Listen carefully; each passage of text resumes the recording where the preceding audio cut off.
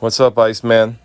I'm doing some video analysis, and you're on the list here because you got a very good developing serve here. But I would like you to work on a couple areas. One of them is right here, where we were talking about this last class, where your racket strings are palm up, and it looks like there's a little fiddling going on with the fingers here. So check that grip.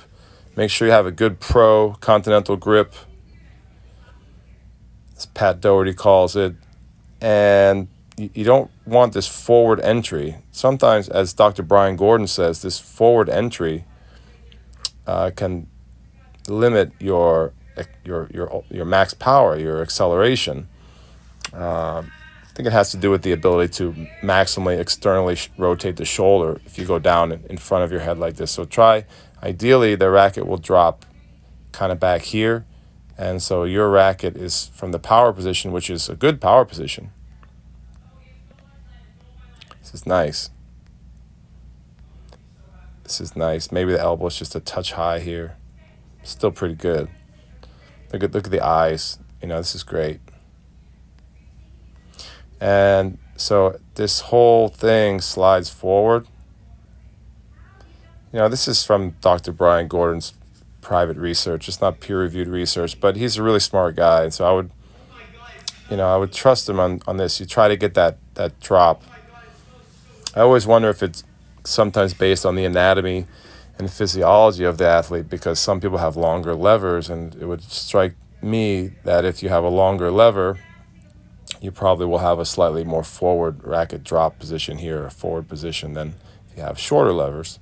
But that's not the case with you, amigo. So try to get that drop closer to the middle up part of your back here. And let's see. How's the leg drive here? Notice, so instead of driving up here, right here, instead of driving with the legs, look what happens to your front foot here. See that shift? Your foot fault, your hip starts to open. You drop early. You haven't left the ground yet. Your racket is down already. You haven't left the ground. So you're a little early there. You come up kind of together. Ideally, right here with the pros, you'll see the racket more fully down.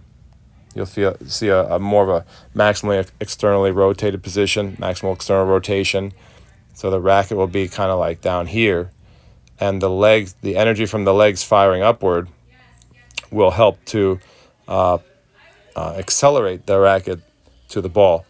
And so here you're kind of doing, there's a little power leak there where you're coming up about the same time as the legs, rather than having that delay. That delay creates more of an explosive upward movement of the racket through the stretch shortening cycle. So the more you can delay this drop, try to hold here longer, try to fire the legs, and then that will push the racket down into this drop. That will help to create pre-stretch in the muscles of the shoulder, and probably some other correlating muscles as well, or supplementary or complementary muscle groups, but primarily in the internal shoulder rotators. And we also talked about how your racket drop is not sufficient. Like you don't get a great range of motion here. We talked about how you're a little tight in your shoulder here. So some stretching would be absolutely advised. So you want to get that racket down here below your butt,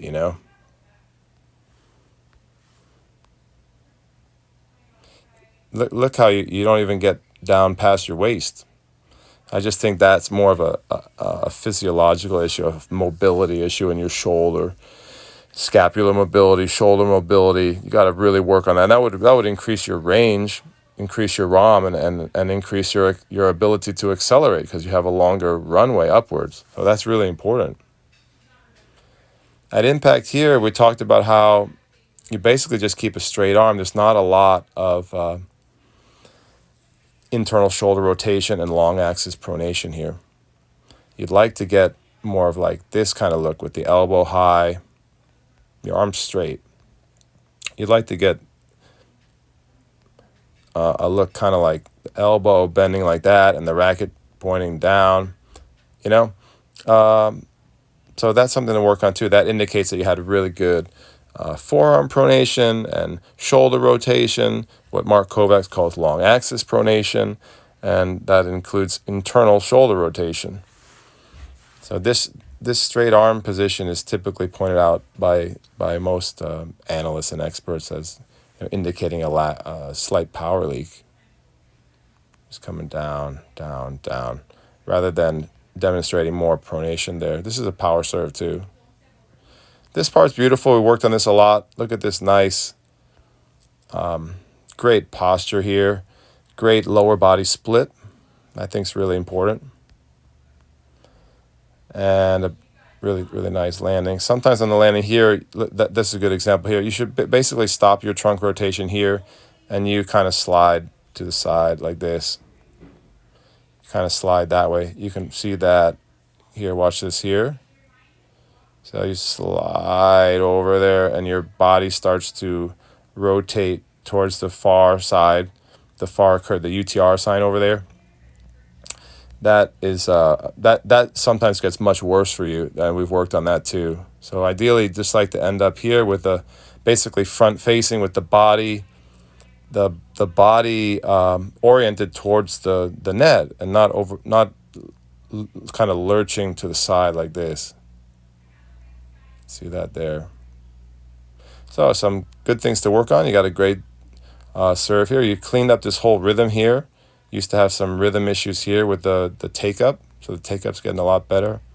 Like when you step up here, just noticed that you really want to load your feet together here, and you didn't bring that foot up. I don't know what happened there. Like that foot should slide up and tuck in with the other one, right? All right, buddy, great job. Hope to see you this summer at camp, and keep working hard.